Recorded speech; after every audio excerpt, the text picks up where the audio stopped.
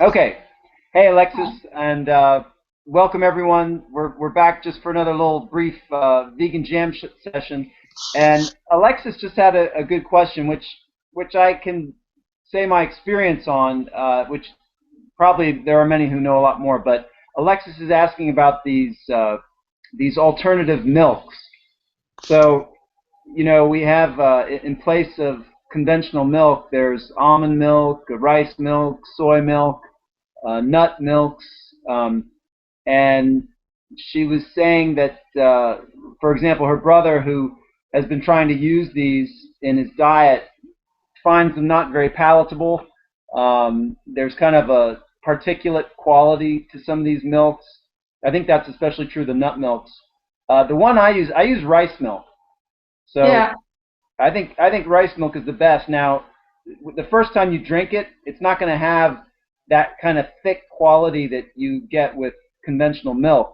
yeah, But after time, I think you really I really like it, and even my mom drinks it, yeah. so she's come around on it. What's your take on rice milk?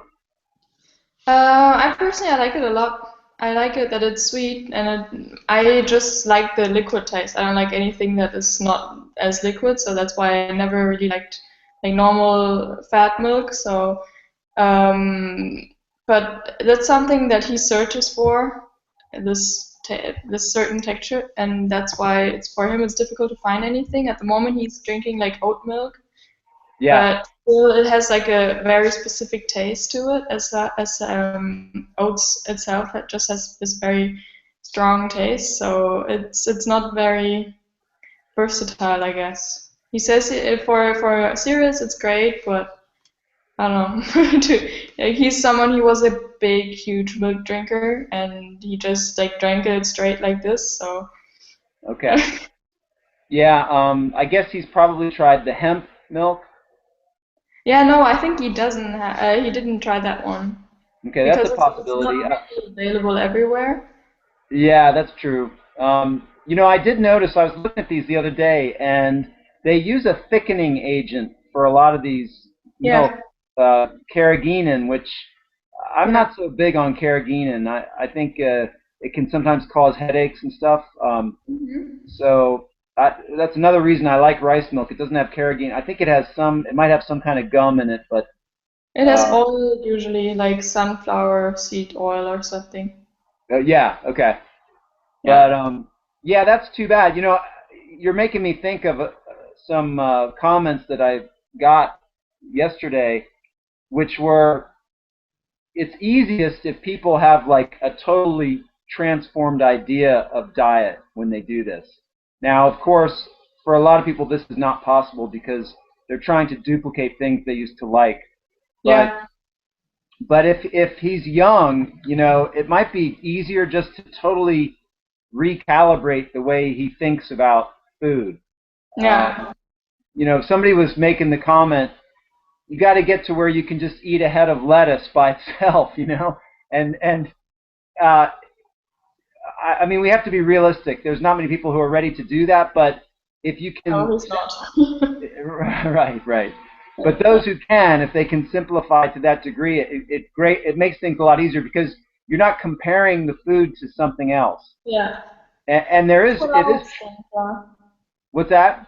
That's what I always think, that you don't have to search for some substitute, but you have to just find like the taste of the food itself pleasant, so that you rather want to eat something because it tastes like itself more than just trying to imitate something else where you cannot actually reach the same taste.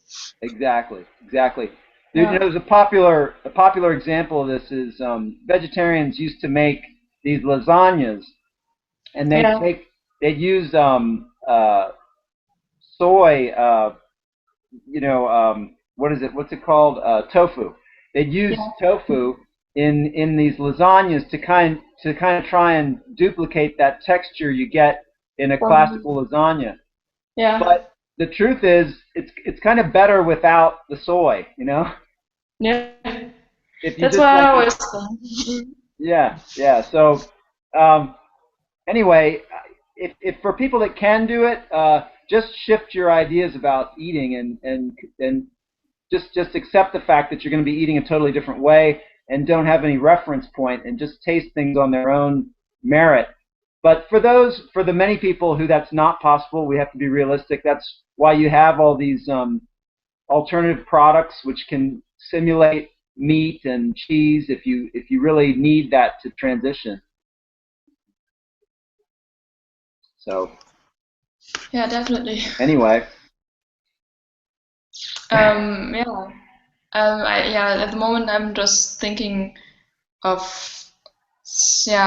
a way of how to make it pleasant or palatable for my brother, so yeah, that he yeah, doesn't. I got you. Yeah. Does he just drink like a glass of milk straight? Yeah, he would. Like he would have, for example, pizza and just drink milk with it. Pizza and milk. Okay. So he's Yeah. dairy's playing a big role in his diet, right? Yeah. Yeah, definitely. You know, that's kind of what I did while I was vegetarian because you've got to get the calories from somewhere. So Yeah. if you don't get them from plants, you're going to end up eating a lot of dairy and maybe Yeah. eggs. Um, Yeah. but the problem is, you know, there's all those associated health problems, and then of course the ethical aspects of the dairy products. So Yeah. is your Yeah, for brother him, hmm? go ahead? For him, he doesn't see the health aspects. For him, I think in his mind, it's not true. Okay. Okay. Oh, well, Um, I've got some very good information right here for him. yeah, you have to Yeah. keep it. Maybe he will come, because if I tell him this, then yeah, yeah, because if I tell him this, he doesn't listen. So for him, everything I say is just completely Yeah. false. Well, I'm going to talk to him about that. He needs to listen to his big sister. He needs to respect his big sister. I got to get him on the right track here. So Yeah. So many people they just don't believe that it's true that animal products are not very healthy and yeah, have these side effects. yeah, yeah. It's So you know, there's a bit of a kind of gap in knowledge, and people have to look at it seriously enough to absorb the truth about it. So yeah. there's I think I was reading this the other day before we got on together. Hmm. This is have you ever read this, Alexis? No, I haven't. I haven't actually seen it before. Like just the first time you showed it last video. So Okay. Yeah. Well, it's called Die for a New America. It's by John Robbins. It's kind of a classic in the vegan culture. It was actually copyrighted, I think, 1987 or early 90s, and it was really a powerful book when it came out. And I loved it then, but for some reason I didn't get the dairy thing, even though he goes into it in detail here. So, yeah, but once I became vegan, I mean, I finally realized you can't separate these things. You can't. The dairy industry and the meat production industry are intimately associated. You know, yeah, unless you had like a cow on your own property and you somehow could only use some of its milk while it was able to give the rest of its milk to its young, and you never killed the animals. I mean, and that just doesn't exist. You know, yeah, and even if you had that situation, the question still arises: is it a suitable food? yeah, So, I mean, maybe we should get into this when he comes down to join us. But let me share with you some of the organization of this book. yeah, He's got like three sections, and the first is basically just well, let's see, it's just part one, two, and three. Well, there's a whole section on dairy products, and one of the things that's close to home for you guys, there are these interesting studies done during World War II, And during World War II, animal products became scarce. Yes, I heard of that. That they have like had like this. I forgot how it's called, but in Denmark or somewhere. That's right. That's right. In Yeah. Germany too. And so when these animal products became scarce, what do you think people ate? They Yeah, ate potatoes. they ate plants. You know. So what happened was, as these animal products became more scarce, health actually improved.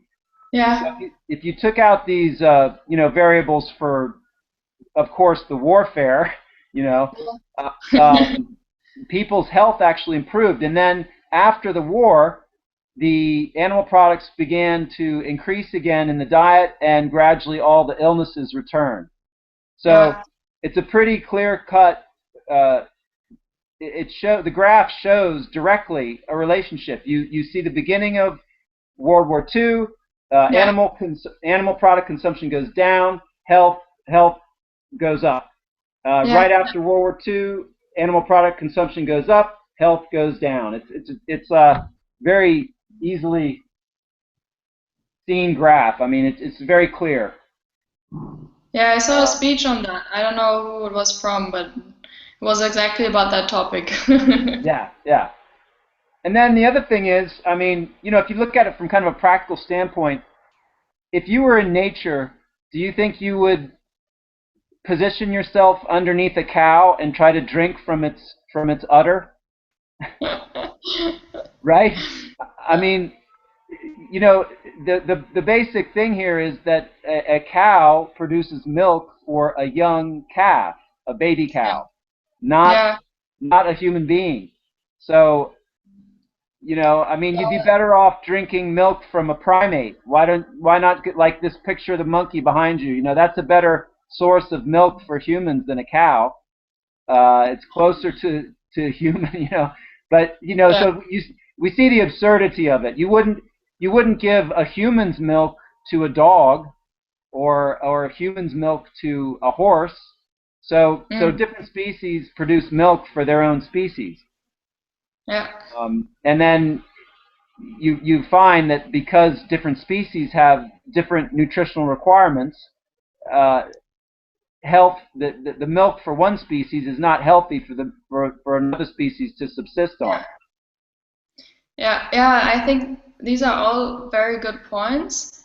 The problem is, I don't know why, but he doesn't really care about it a lot. I don't Yeah. know what factor would be for him like a point where he would say, okay, maybe it's actually better to drink these other things. It's not only because I'm allergic, because now he's actually allergic or he's lactose intolerant plus he's allergic to milk. So for Well, him there is, and he didn't drink it now for 2 weeks or I don't know how long, a week or something, and his stomach pain went away, and then he had like an ice cream and it came back immediately, so he does notice a big difference. that's Um, great. That's great because that'll force him not to use it. yeah, but he eats products where it's like a little bit where you have a little bit of milk inside. Like he eats Nutella a lot. He loves it. So Okay. Yeah. Yeah. the typical German Nutella thing. Okay. All right. Well, tell me. I mean, he went. Did he try to go vegan, or he went vegan for a little while, or what's the No, story? he's vegetarian, Yeah. but he doesn't have a reason. He just decided at some point, no, he doesn't want to eat it anymore, meat, and I think also eggs. He eats eggs very little only. Okay. But he says that he has no reason, so I don't know. That's good. Is he athletic at all? Is he into sports? He did a lot of sports, but he started university and moved to another city, so he didn't really catch up on that yet, but he wants Okay. to. He really does. So All right.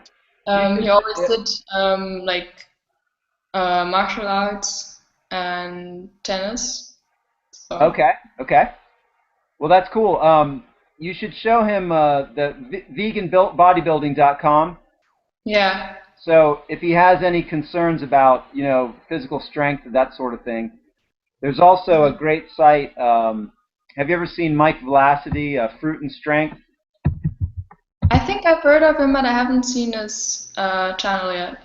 Yeah, he's really cool. He's I think that's it. It could be that. Let's see. Could be like this. Lifting weights, and he's doing it on a very high fruit diet, and he's really strong.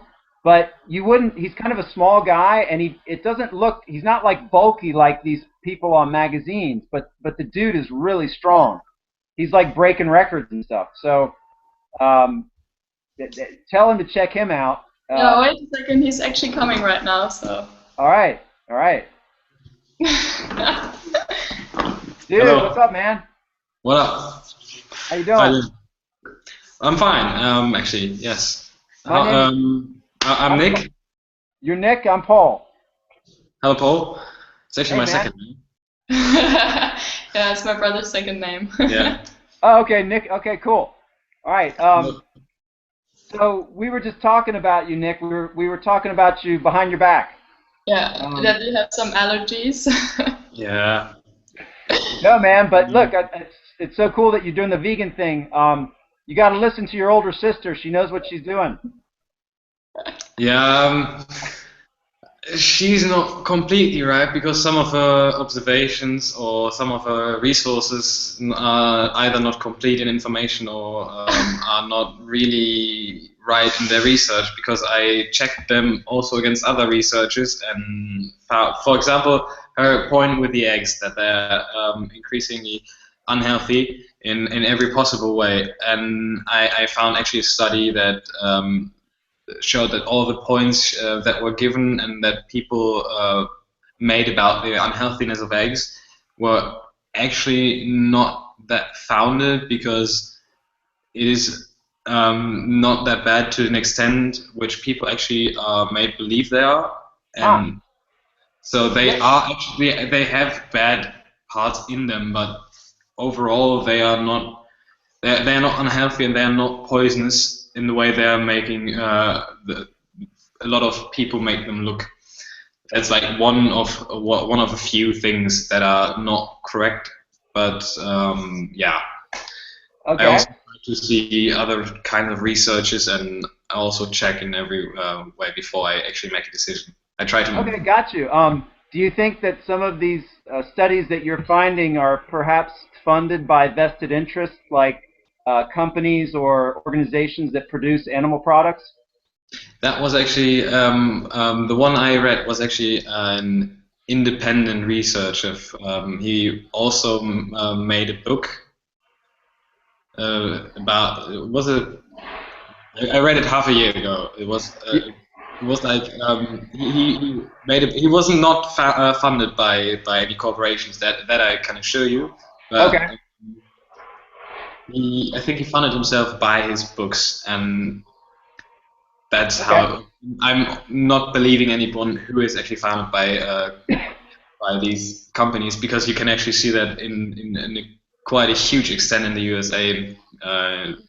If you relate it to the question of global warming, because do you think money is going to change everything?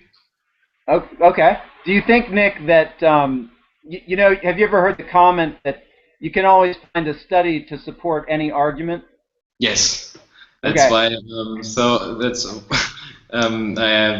a common flaw you see in a lot of logics, and especially in the anti-vaccine problem in the USA, where mothers saw this one research which was actually not even supported by others, and they have 99 on the other side that say that vaccines don't actually cause autism, and in the end they actually prevent the vaccines, and in the end the mortality rate will rise. All right, let me throw a couple of pieces of information at you, and you can address them accordingly. All right, hang on one second. Yes, sir.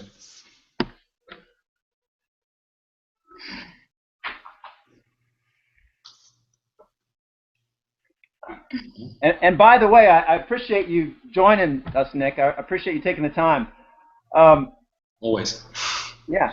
So one interesting study, I don't know if you've ever read this book. This came out about 30 years ago. It's called Diet for a New America. It's by John Robbins. And I don't know if you've ever heard of Baskin Robbins. Baskin Robbins is this giant ice cream, interest in the United States, and it became a really popular place to go and get ice cream. And the guy who wrote this book is a son of the owner of that organization. And as he grew up, he was being groomed to inherit the company. But as he familiarized himself with the dynamics behind animal consumption, he became aware of how harmful it is on three fronts. So one is health, one is ethics, and the other is environment. So this is not strictly a health issue. That is often people's primary concern because it's the most personal for them, and it's the one that they have the most interest in, their own personal health. And I think that if you compare the studies broadly, you'll find that eggs, milk, and meat are not healthy choices. You may find an occasional study that shows the opposite of that, but I think we have a growing pool of data which proves the superiority of a plant-based diet. And I'll give you some examples. One thing you have to remember is a lot of the data that's been collected up until now, say 20, 30 years ago, we really didn't have a lot of information in terms of vegans.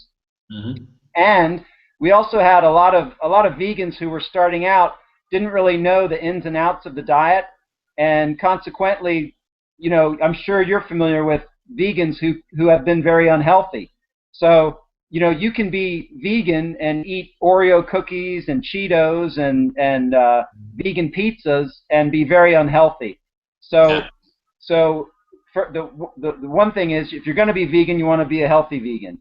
And then secondly, on this issue of animal products. So let's say in a natural environment, all right. If we went back in time into the region that Germany now occupies. Say you went back like 3,000, 4,000, 5,000 years ago. What kind of foods are people going to be eating? Yeah, from game to berries, everything they can find. Right, and right in Germany, it's not a tropical climate, so you're going to have to eat what you can. There's this phenomena that an organism can subsist on a variety of diets. The question is, on which diet does it subsist at the highest level, right? So if you can identify an organism's most natural diet, then perhaps you can identify the highest level of health possible. So I'm not saying that you can't derive nutrition from an egg or milk, and I'm also aware of the fact that if you're living in an environment where you didn't have access to all the plants that we now all have access to, you would certainly be in trouble if you didn't rely on foods like eggs and milk. But now today, with the shipping and agricultural production at the level it is, we really don't have to rely on these animal products. And as far as I can tell, I mean, I'd be interested to see these studies that you're citing, but there's a lot of evidence that's pointing to the fact that this plant-based diet is far superior in terms of heart health and a whole list of diseases. So I'll throw out some doctors' names at you, which you may or may not heard of. Of course, there's Dr. McDougall, Dr. Esselstyn, Dr. Bernard. These guys are dealing with what in the United States are characterized as chronic, almost untreatable diseases. They're all approaching it from a dietary angle, and when they get their clients on these plant-based diets, all their numbers in their blood work and in their symptoms improve. And if you compare the improvements of folks on these plant-based diets to other folks who are eating other medically supported animal-based diets, the plant-based diets are much more rapid in terms of the reversal of negative symptoms. So there has to be some explanation for that. Now, if you're making the point that 1 egg a week or 1 glass of milk a week, it's not unhealthy, probably there's not going to be a lot of detrimental effects of that. But that's not really the way it works. It's most people, once they decide that milk and eggs are acceptable, they include them in their diet as much as they like. And that runs into problems. It's essentially the fat content. And I'm sure, I don't know if you're familiar with Colin Campbell's China study, but that book shows conclusively that these animal proteins create cancer. It's almost like it's as reliable as turning on a switch. They did these very extensive studies, and then they cross-referenced their lab studies with a massive I think we just lost data you. pool that they collected in China over this outrageous. Now it's better. Okay. So, sorry about that, but yeah, if you're interested in the science behind this, Nick, I definitely recommend you read the China study by T. Colin Campbell, because it's one of the largest metadata studies ever done, and they did studies in the labs and they compared them to this huge data collection in China, and they proved pretty conclusively that these excessive proteins, animal proteins, switch on cancer cells. Mm-hmm. And by removing the animal proteins, you turn the cancer cells off.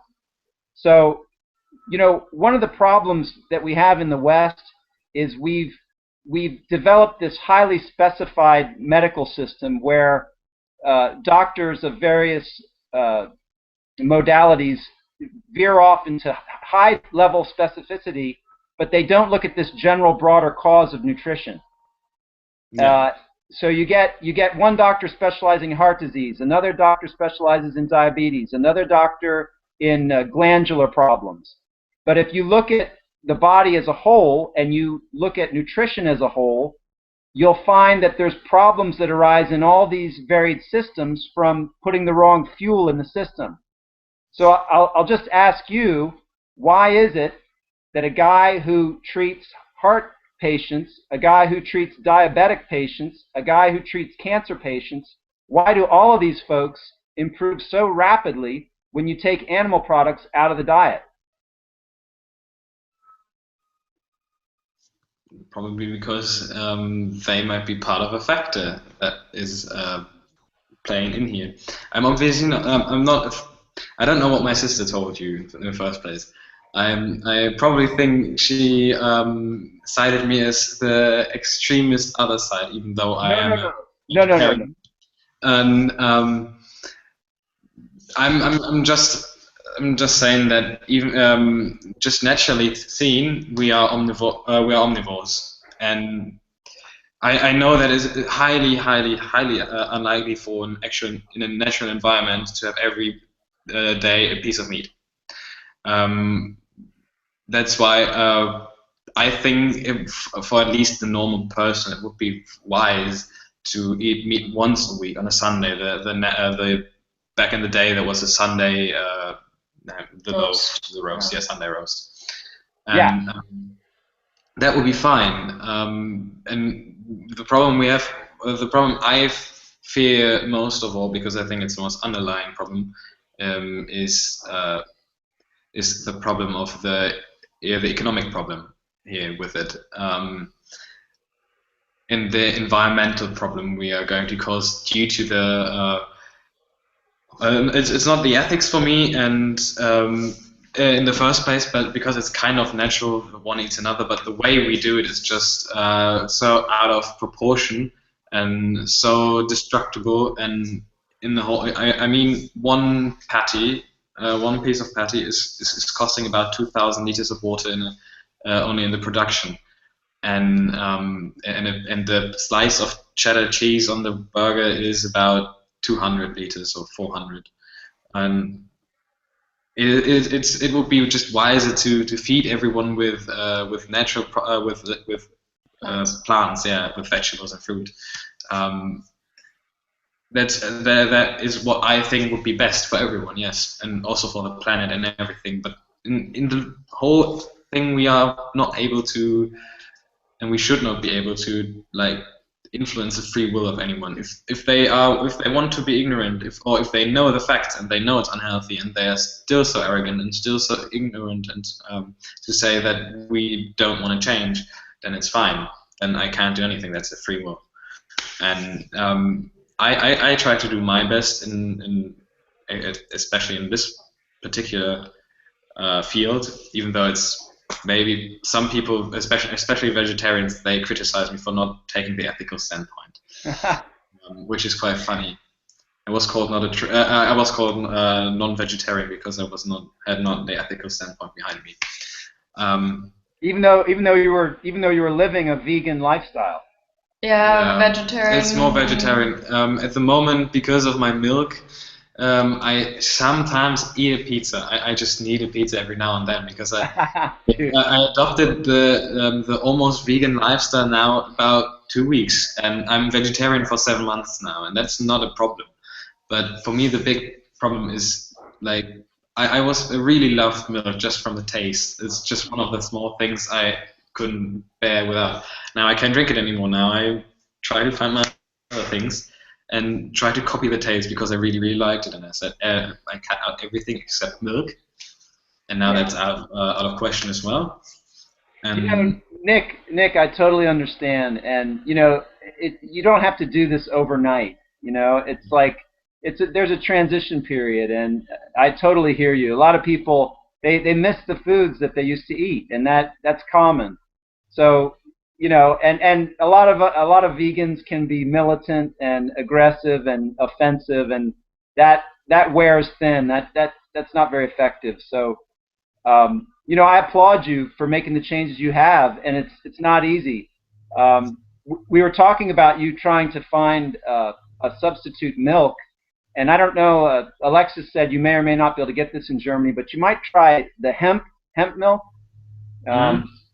They've started adding that, and then I personally like the rice milk. I don't know, maybe it doesn't have a thick enough texture for you, but it's not the thickness of the texture. It's just more the if you compare the homogenized milk with the I don't know, almond milk, you just have the prepared milk from the factory is just smooth and in itself a homogeneous mixture.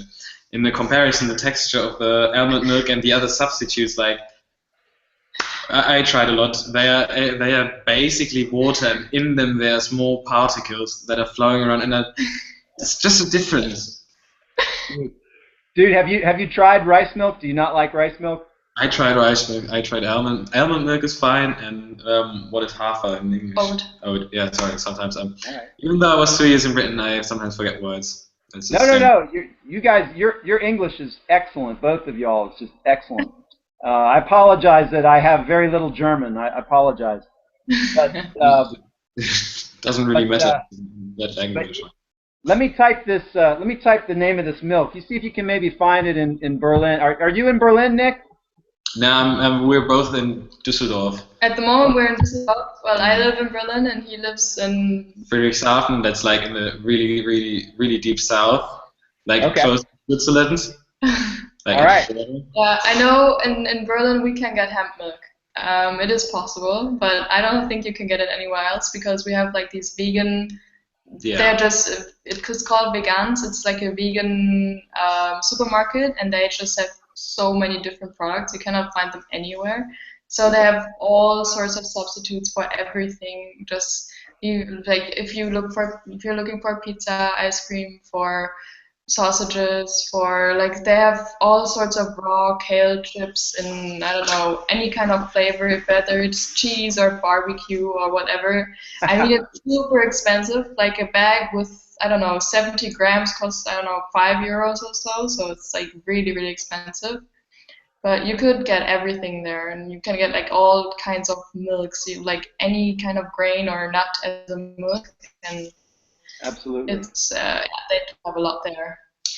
You know, well, I have about 40,000 people living in my small city, and there's nothing there. It's just university. well, one thing yeah, it's tricky. I mean, actually, yeah, I have to drive about an hour, and I can get to a decent store. But you know, Nick, one thing I got a comment I was telling Alexis about the other night, and this guy was suggesting that we kind of one easy way to do this, if it's psychologically possible for you, is to completely let go of your past concepts of what is the appropriate way to eat. So, for example, a lot of people, when they transition from a conventional diet to a vegan diet or vegetarian, they try and duplicate these old meals that they used to have. And this guy was saying, let go of your inclination to try and duplicate things, and instead simply appreciate things in their own right.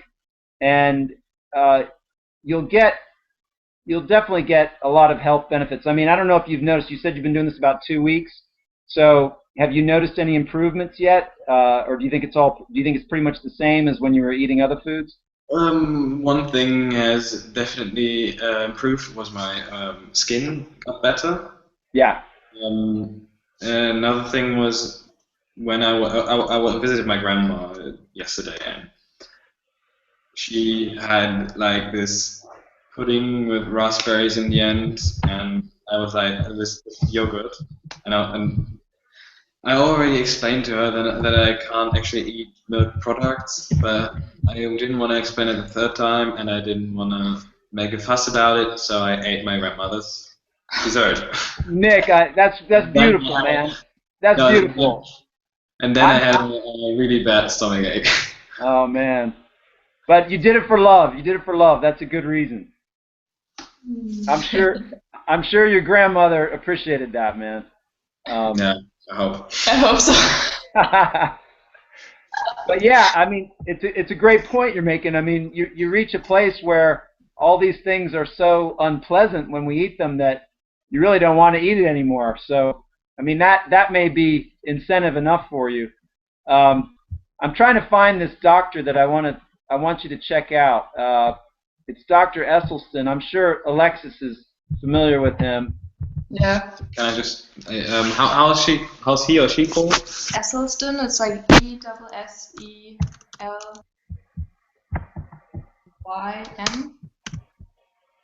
Yes, that's it. And Esselstyn. Yeah. Esselstyn. And his son has a really nice diet that's called ancient food diet. Oh, really? You to this, Nick, is I think this will address your question regarding the egg situation. So you've seen some studies that indicate to you that eggs are a healthy food, and I think not healthy not healthy, but not as bad as the pictures.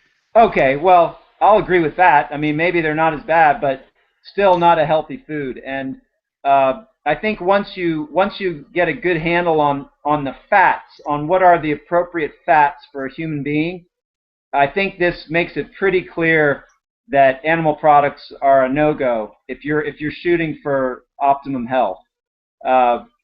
The fat content in an egg and dairy is in some ways worse than meat, because the fat content is so high. Sometimes people refer to milk and eggs as liquid meat because it's essentially got the same high fat content.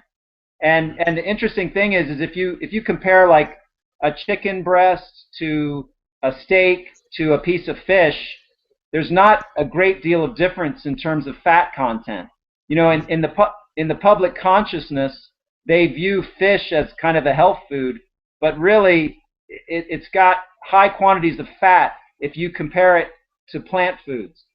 So if you take chicken, fish, beef, or dairy, or eggs, and you put them on a scale, and then you put plant foods underneath, the fat content in the animal foods it's through the roof. So if you start to look at this in terms of optimum health for the human being, that kind of level of fat in the diet is no good. You could make the argument that you're saying that that a few eggs is not going to kill you. It's maybe not as bad. People have become afraid of cholesterol and all this stuff, but the truth is, it's not a health food. Yeah, it is definitely not as healthy as vegetables and fruit, but I would still have to think that in the optimal diet you have like about 50 grams of meat a week and maybe an egg every 2. And obviously, as an adult, you don't drink any milk, which is you don't, because it's just not good for your body. As an pre-16, you can drink milk. It is not even that bad. It's always the amount of stuff you take in. For some things more than in others, and in this special occasion of the food products, it is definitely less, and maybe even almost 0 to none. But that is debatable, I think, in the marginal. What's your take on this aspect that Alexis and I were discussing of, each species produces milk for its own species? What do you think of the fact that humans are drinking the milk of another species? It is. I think it has a kind of the same cynical connotation as a sausage in your own body. It actually sounds quite funny if you think about it. Yeah. But too, I don't know if you guys have this book in Germany. I think it originated in Germany. You guys ever hear this book, Heidi? Yeah. It's Austrian, I think. It's Austrian, okay. German. All right.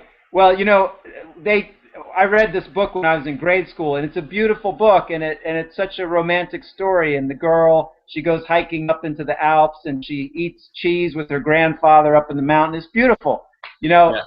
A lot of these images, they're sentimental and they're deeply embedded in our consciousness. And there was probably a time, I think, haven't they found some archaeological sites in Europe where they found what do you call it?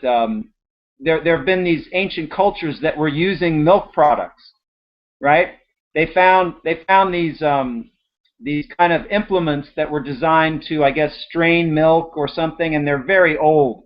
So, and I think too, there's some genetic modification in European genetics that makes it more agreeable to dairy products. Mm-hmm. Yeah, over 3,000 years, I think 3,500 years of domestication of cows, we have developed a better digestion to it in comparison to Asians, for example. They are highly intolerable of dairy products, while most of us actually in Europe, can drink them without great problems, actually.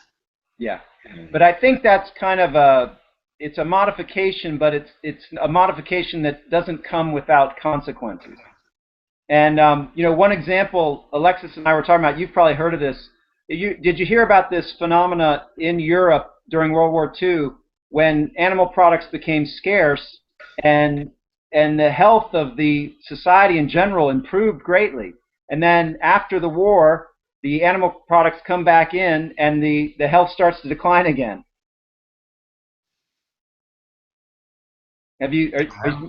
That also, I cannot really think of the truth of the health, because it might have gone up for some degree, but in general over the war it has gone down because of the war times. Well, right. If you account for wartime variables. Ah, okay, yeah, certain variables. Sorry, I didn't catch that. Yeah, I thought like overall general health. I thought, how did they get that from war times? Oh, Yeah, yes. okay, special variables. Okay, then I'm completely d'accord. Yeah, there's a graph here. It says it's hard to miss the pattern between animal fat consumption and circulatory disease deaths. And if you see, I don't know if you can see this. hmm? Yeah, we can. We can actually see it quite well. Yeah, Okay, it's really so the dip in the graph is during wartime. That's when animal products are taken out of the diet. The deaths from circulatory diseases declines. The Mhm. animal products get reintroduced after wartime, and the deaths from circulatory deaths increases. So it's pretty straightforward on that. I mean, you could then have arguments about, well, which animal products, was it meat or dairy or eggs, but it was probably all of them.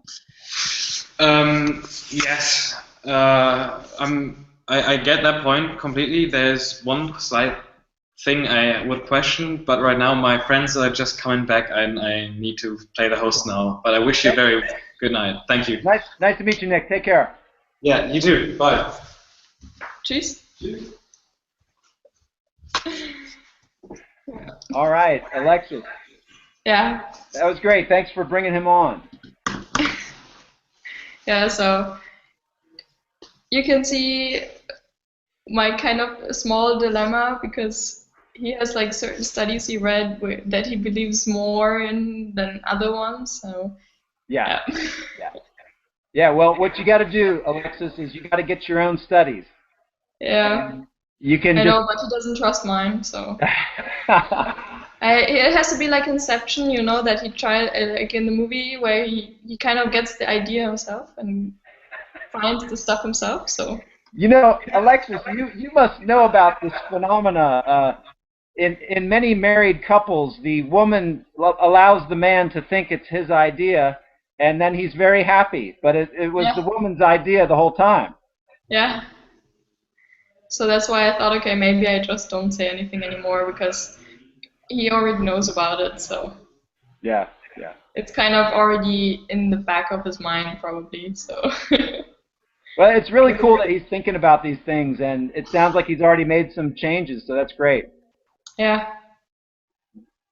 yeah. But for him, I think it's he really has this original point of view that humans can just eat everything and they will survive and be strong as long as they get enough food. So it's more of a, you know, like in older times where they ate just everything, like they have bread and cheese and everything. Just, I mean, yeah, Yeah. You could show him the Eskimos. yeah, You know, they ate what they had, and they died pretty early, and they had osteoporosis, a lot of problems. So yeah. it's the point I was trying to make. You can subsist on a lot of things, but there's consequences. Yeah. Yeah. So I probably won't be doing much more, because now it's already like he already knows some stuff. So Yeah. I hope I wasn't too offensive. I don't think so. I don't know. I will find out maybe later. Yeah, but it's good that he hears it maybe from someone else.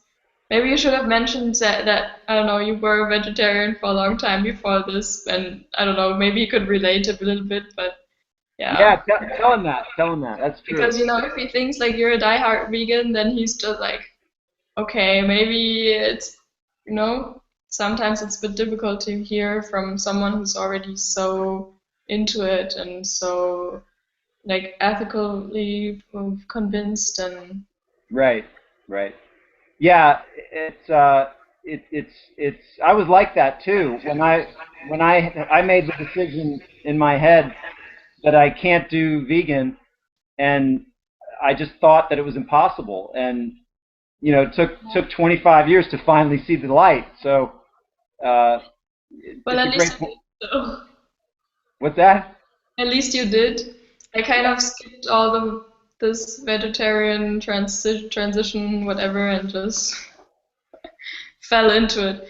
And the funny thing is, even though I already was vegan for a couple of months, I didn't know about it. It was Yeah, that's cool. That's totally finding it on your own. Yeah, yeah. yeah. Yeah. Yeah, kind of. It's funny because my family, I don't know. I came back and I found like vegan cookbooks and like all the pots. I wrote it to you, and everything on the stove was just like rice and beans and peas and lentils and all sorts of things and broccoli and carrots, which is I think it's funny. It's nice to see. That's good. That's good. So you think you've been having some effect on your parents? A little. Well, at least on my mom, my dad, not, definitely not. Yeah. But yeah, he kind of exchanged his butter now for like another type of sausage. So like instead of using butter, he's using like it's called like Leberwurst. So it's like a liver pate. Oh, Yeah. yeah. Well, I hope he sees the light before he gets a heart attack or a stroke, you know. Yeah, I hope so as well, actually. But anyway, any other topics you want to talk about? And I see a couple of viewers on. You guys can jump on if you want. Let me know if you're having trouble getting on. We'd love to have you. But I think they're probably tired of seeing my face, Alexis. So anything else you want to talk about? I have to think about it right now. Because I think it was actually kind of nice to have like someone on who's not very convinced of about everything, because you have like the on YouTube you see different sides, but they don't actually talk to each other directly. It's just like response videos, so they don't have a conversation. Yes. And Yeah. I think it's really nice to have an actual conversation with someone who's kind of doubting that it's actually the best way of eating and I think it's a doesn't really believe.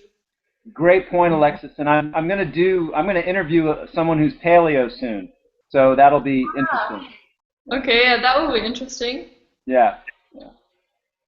Yeah, paleo it never came into my mind that it would be a good idea to do paleo diet. I don't know.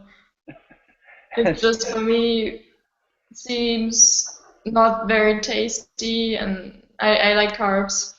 Yeah. It's just I just do. I've always had like a sweet tooth, and so Yeah, I can't wait until this fear of carbohydrates dies its death. yeah, It's really silly. yeah, it is. I believe just it's kind of this calorie equation that makes that has a big effect. Yeah. Yeah. So you're in Dusseldorf right now? Yeah, I'm here at my parents' place at the moment. I'm visiting them, and I go back on Sunday. So And how far is Dusseldorf from Berlin? it's like I took the plane, which is so short. It's like an hour by plane, but if I take the train, it's like 4.5 hours, and by car it's 6. Okay. So for us in Germany, that's a long distance. Yeah, yeah.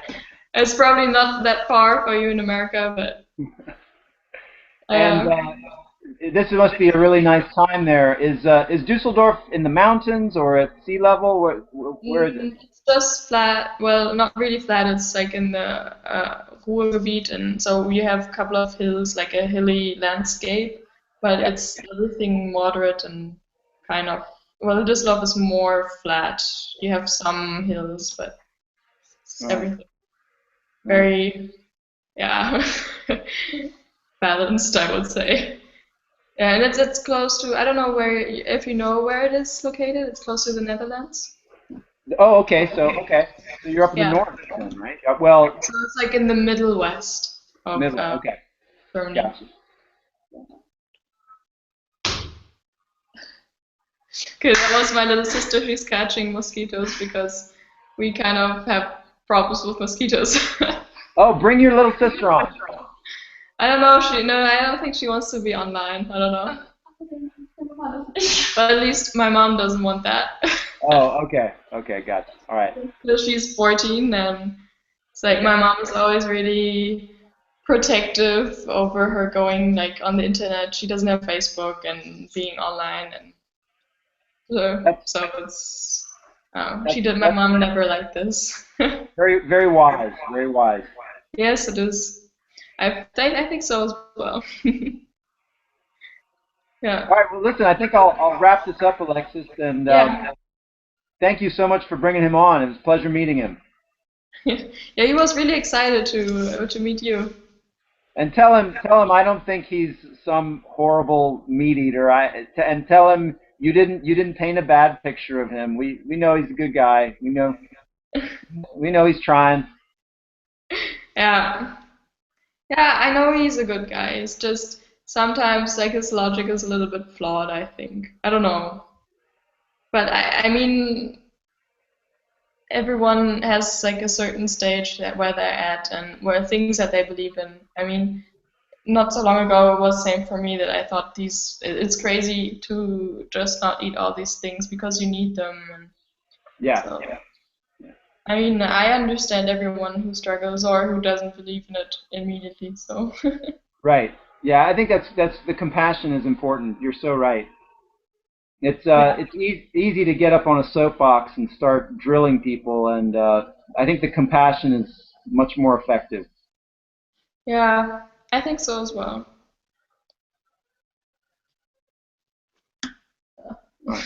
Okay, she was telling me that the mosquito is like on the picture right now, so she cannot try to catch it. All right. Well, we'll wrap it up, and she'll be able to get the mosquito. Yeah. All right. So, Alexa, great to see you, and thanks for jumping on. Yeah. Thank you as well for taking the time. All right. We'll talk to you later. Yeah. Talk to you. Bye. Wiedersehen. Wiedersehen. Yeah, tschüss.